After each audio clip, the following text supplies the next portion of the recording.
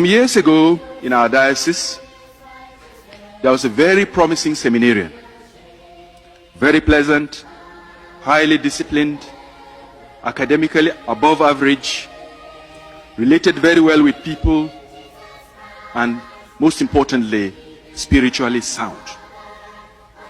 When he was ordained a deacon, a few pastors or parish priests dropped hints, in fact campaigned that he should be appointed to their parish because he would be an invaluable asset. We ordained him, and 2 years later, he seemed to be a disaster because he had become an alcoholic. We did all we could to salvage him to no avail. In fact, on one occasion, I sent him to a psychiatrist to have his head examined whether he was normal. Occasionally he got missing for 1 week or 2 weeks. And he delighted in hiding so that we will worry about him. After he resurfaced on one occasion, I got so mad that I pulled my skull cap, hit it on the table, and told him I was going to send him back to his parents because he was of no use to the church. He had disgraced the church, disgraced the priesthood, and so on. He listened to me attentively. He didn't say a word. When I finished fuming and blasting him, he said, "But my Lord, I am a sick man. My Lord, I am a sick man." I was deeply moved, and we started to look for help.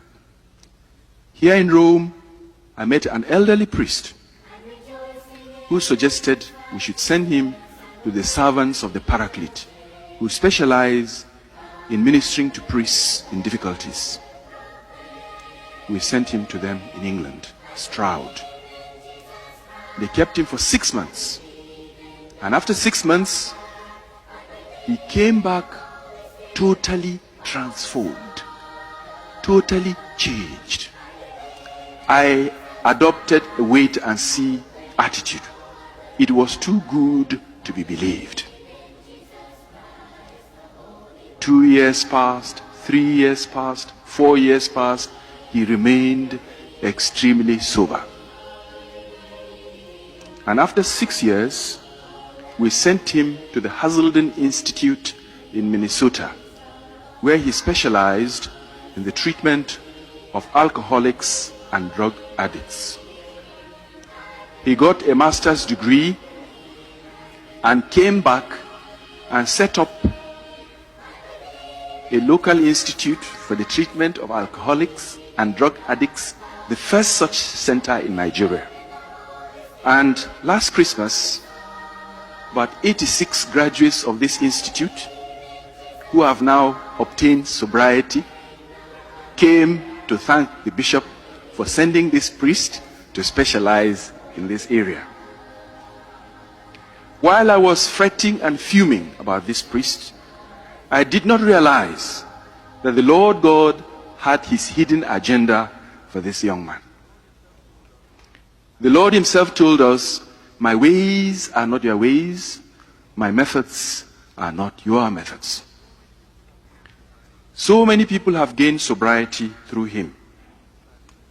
And more people are being trained to go and assist in this center that is attracting national and international attention. As priests then, we must never despair of the plight of any priest. God chooses us not for what we are, but for what he can make out of us if we can only cooperate. Because the Lord God sees us with certain bifocals.